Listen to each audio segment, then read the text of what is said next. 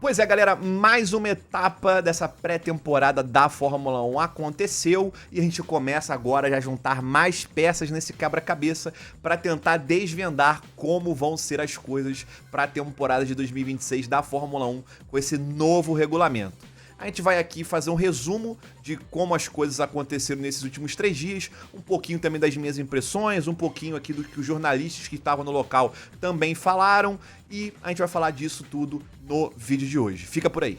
Antes eu preciso só lembrar você que esse vídeo é um oferecimento da Alura, a maior escola de tecnologia do país. Tá rolando uma baita promoção lá no site da Alura com desconto de até 30% na matrícula. Lembrando que com uma matrícula você já tem acesso a todos os cursos do site. É a oportunidade perfeita para você mudar de carreira ou se especializar ainda mais na área da tecnologia. Você vai ter aulas práticas, aulas com professores que já estão no mercado e com direito a certificado no final, é claro. Mas olha só, essa promoção é por tempo limitado, então já acessa o QR Code que está na tela ou o link aqui embaixo para aproveitar. Pois é, galera, como eu falei no início do vídeo, mais uma etapa dessa pré-temporada diferente da Fórmula 1 foi concluída, né? Normalmente a gente só tem uma pré-temporada, dessa vez por conta desse regulamento com uma mudança tão grande nos carros e nos motores, a gente acabou tendo 3 pré-temporadas. A primeira, como eu falei no outro vídeo de resumo da pré-temporada, a primeira parte a Fórmula 1 não quis considerar como pré-temporada, mas a gente sabia que era por questões comerciais. Na verdade, acabou sendo sim um primeiro teste pré-temporada e agora nós tivemos essa segunda parte, agora saindo de Barcelona e indo lá pro Bahrein. E antes de eu falar aqui de cada equipe, antes de eu falar um pouquinho de cada equipe, das minhas impressões aqui, do que eu vi os outros falarem também, é engraçado a gente já ver como já tá começando aquele jogo de empurra-empurra entre as equipes lá da frente, né? A Mercedes tinha ido muito bem na primeira etapa da pré-temporada, a Ferrari, por exemplo, foi o carro mais rápido no final daquele teste, chegou agora nessa segunda etapa, a Red Bull foi bem no primeiro dia, todo mundo começou a olhar pra Red Bull, a Red Bull, não é bem assim, não é que a gente tá rápido, é que os outros estão escondendo o jogo, espera chegar na Austrália pra ver, vocês vão ver que a gente na verdade é a quarta força. Aí chega no segundo dia, a McLaren anda bem, a McLaren não, mas é que agora a Red Bull começou a esconder o jogo, tá todo mundo agora ficando pianinho. Aí chega no terceiro dia, a Mercedes vai bem, aí todo mundo olha pra Mercedes de novo. Então tá esse ping-pong todo aí, um jogando a responsabilidade pro outro. Ninguém quer ser o centro dos holofotes, só quer trabalhar em paz. E ó, fala com o fulano lá que ele que é o rápido de verdade e eu tive sorte. Mas falando agora um pouquinho rapidamente de cada equipe, das impressões que eu tive assistindo e também do que os jornalistas que estavam lá puderam acompanhar e passar pra gente. Vamos começar agora aqui falando pela Cadillac, né, que é a novata do grid. Caras, a Cadillac que não mostrou um carro super rápido, super surpreendente. Então pode ser que a Cadillac não tenha um carro rápido, com ritmo e tal. Pode ser que durante as corridas a Cadillac erre, bate um pouco de cabeça ali. Mas uma coisa que é muito importante, principalmente para as equipes novas ou que estão mais no fundão do grid, é a confiabilidade. O mais importante é você ter um carro que não quebra e depois você vai tentando acertar ali as pontas para fazer esse carro andar mais rápido, né? Porque o caminho contrário é complicado. Se você monta um carro rápido, mas que quebra o tempo todo, aí fica difícil de você ter uma base, uma estabilidade ali para você poder progredir. Então, tanto o Bottas quanto o Pérez tiveram alguns momentos de dificuldade com o manejo do carro, mas aí de repente é uma questão de acerto ou até um pouco do desenho do carro e que eles, de repente, com uma base sólida, como eu acabei de falar, vão poder progredir isso aí, vão poder desenvolver isso aí ao longo do tempo. Como eu falei, esse início da Cadillac pode parecer muito ruim para a maioria de vocês por ser uma equipe que tá lá no fundão, mas na verdade não é tão ruim. Primeiro porque tem gente pior, e a gente vai falar disso daqui a pouco, e também porque é uma equipe totalmente nova. Esse é um desafio completamente diferente de qualquer outra equipe que já está no grid. Então, para a Cadillac, de você ter um carro que não quebra, que não dá problema e que você consegue ali só pensar em como melhorar esse carro para bater de frente com os próximos carros, isso daí já é uma vitória grandíssima para eles. Então vamos ver se eles conseguem continuar evoluindo aí. Tem mais um teste para isso antes da primeira etapa do campeonato. E aí, como eu acabei de comentar, tem gente pior que isso e essa gente é a Aston Martin, que segue com muitos problemas. O primeiro teste lá na Espanha foi praticamente nulo da Aston Martin, praticamente não andou. Nessa parte da pré-temporada andou mais do que na primeira parte, mas que até aí não era muito difícil, mas ainda assim foi a equipe que menos conseguiu acumular quilometragem nessa segunda etapa de pré-temporada, andou menos da metade do que as duas equipes que mais andaram, que foi a Williams e a McLaren, que a gente vai falar daqui a pouco. Então, assim, é um início de temporada aparentemente muito complicado para Aston Martin, né? Os dois carros foram os carros mais lentos também, por mais que tempo de volta não seja algo muito importante para a pré-temporada, a diferença foi muito grande em relação aos mais rápidos, e aí isso obviamente já acende aí um sinal de alerta, né? Os pilotos com dificuldades para controlar o carro. A gente não sabe se por um problema do carro ou se por um problema de motor e câmbio, ou talvez pelas duas coisas. O motor da Honda teve problemas de superaquecimento lá no calor do Bahrein, que chegou ao ponto de, durante os treinos de largada que eles fazem ali, os dois tiveram que largar com uma rotação de motor mais baixa do que os outros, para evitar que esse problema de temperatura fosse ainda mais agravado. Então, assim, é um início de temporada muito complicado da Aston Martin, como eu já falei. Nós temos menos de um mês para a primeira etapa e parece que essa, no momento, é a pior equipe do grid e vai ter um longo e difícil caminho pela frente aí. Vamos ver o que eles vão fazer até a primeira corrida.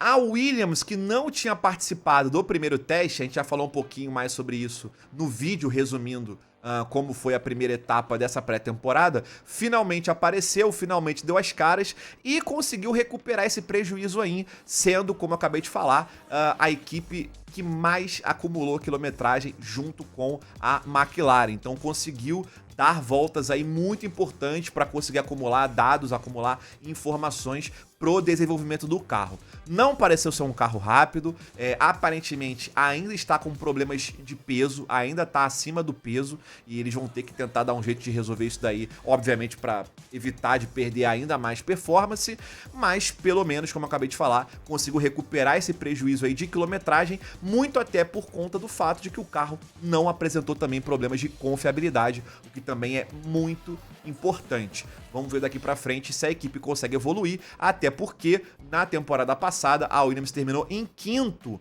no campeonato de construtores, sendo aí a melhor do resto, digamos assim. No momento, não parece que vai conseguir repetir a dose, mas vamos ver se eles conseguem reverter esse atraso que eles tiveram. Falando agora da Red Bull com as suas duas equipes, cara, deu pra gente ter uma impressão ainda maior de que esse motorzinho da Red Bull com a Ford parece realmente estar muito bem, obrigado. Principalmente pelo fato de que a gente tá vendo todo mundo tendo que reduzir bastante a marcha nas entradas de curva para poder recuperar mais energia, para manter o carro mais acelerado e também mantendo o turbo girando por mais tempo, que essa é uma coisa que a gente vai falar num próximo vídeo. Então, aparentemente, esse motor da Red Bull com a Ford aí tá conseguindo desempenhar essa dinâmica nova de comportamento do motor de uma forma muito boa, conseguindo também recuperar energia de uma forma muito boa. E aí também é óbvio que essa redução mais agressiva das marchas na entrada da curva também faz com que o carro chegue mais instável, né? Chegue mais arisco. Mas depois de um tempo ali deu para perceber que tanto o Radiar quanto o Verstappen, principalmente o Verstappen, conseguiram ir se acostumando, se adaptando com esse novo comportamento, com essa nova dinâmica na pilotagem e depois não pareceram ter mais problemas em relação a isso. Já lá na Racing Bulls, apesar deles terem o mesmo pacote que a equipe principal, o carro já pareceu não ficar muito feliz com essa dinâmica nova e os pilotos também aparentaram ter um pouco de dificuldade com esse comportamento. Vamos ver como é que vai ser no próximo teste aí, se as coisas vão parecer ter evoluído ou não. Falando agora rapidamente da Alpine, aquele famoso teste nem fede e nem cheira, né? Andou bem menos do que no primeiro teste, mas nada de muito preocupante. Foi assim, cara, foi aquele mais puro suco de meio de grid de Fórmula 1. Nada muito impactante, nem pro bem, nem pro mal. Teve só o destaque ali do Colapinto no último dia, tentando aquecer os pneus ali para fazer um teste de largada e quase cacetando o carro no muro de bobeira.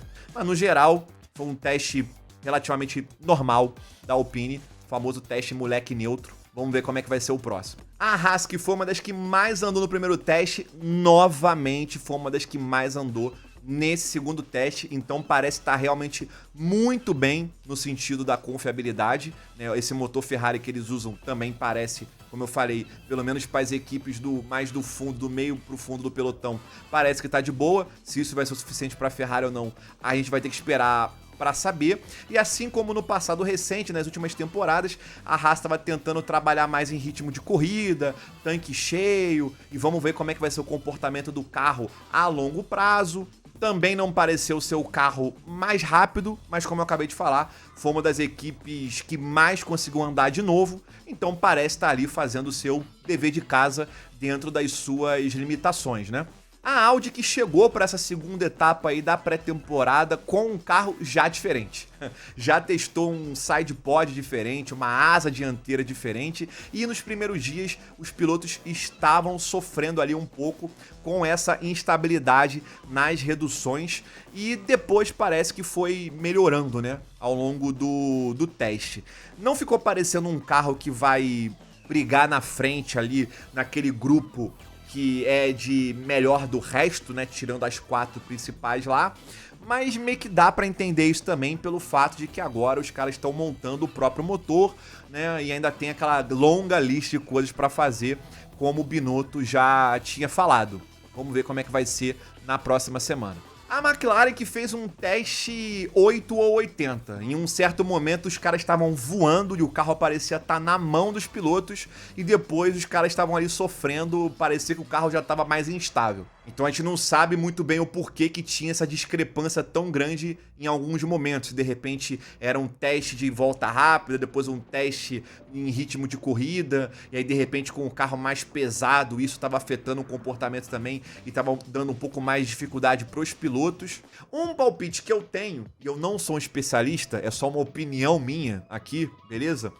Talvez pela McLaren ser a única equipe das 4 principais lá da frente que não tem o seu próprio motor, eles possam estar sofrendo um pouco mais nessa dinâmica nova de recuperação de energia quando os pilotos vão entrar na curva, que a gente está batendo tanto na tecla aqui, né? Eles não têm tantas informações sobre o comportamento, sobre a dinâmica do motor, como eu acabei de falar, pelo fato do motor não ser o próprio motor deles.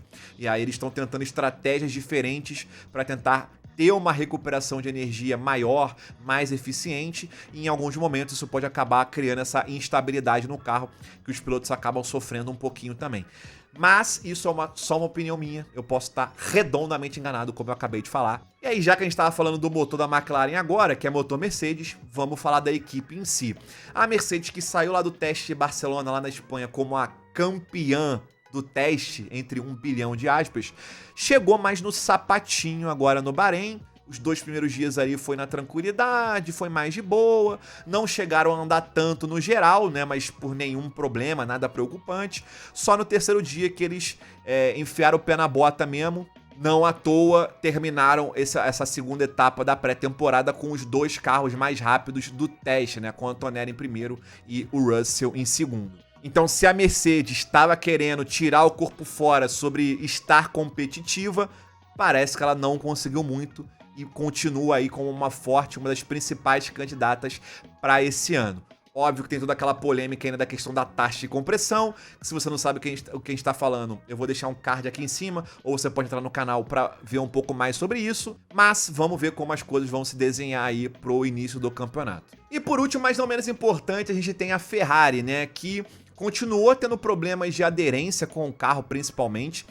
O Hamilton reclamou bastante sobre isso, sobre como estava difícil de guiar o carro, parecendo até que estava guiando um carro de rally, do tanto que ele estava deslizando em algumas curvas. E, em compensação, foi novamente uma das equipes que mais andou, ficou em terceiro ali, mas praticamente acho que 1 ou 2 voltas só a menos que a Williams e a McLaren, que foram as primeiras. De confiabilidade, como eu já falei várias vezes aqui, parece que está de boa também. Teve até um momentinho ali em que o Hamilton parou o carro, saiu do carro, tiveram que ir lá rebocar o carro dele. A gente achou que pudesse ser algum problema no carro, mas aparentemente era só um teste de consumo e ele teria ficado sem combustível, né, no meio da volta. E acompanhando pelo onboard, até dá pra aceitar um pouco essa justificativa, porque a gente não consegue ver nem ouvir nada que parecesse um problema mecânico de motor, de câmbio, ou um problema elétrico, um problema hidráulico. Não pareceu nada disso, só pareceu que a equipe realmente mandou um rádio pro Hamilton e falou, ó, encosta aí onde der e valeu.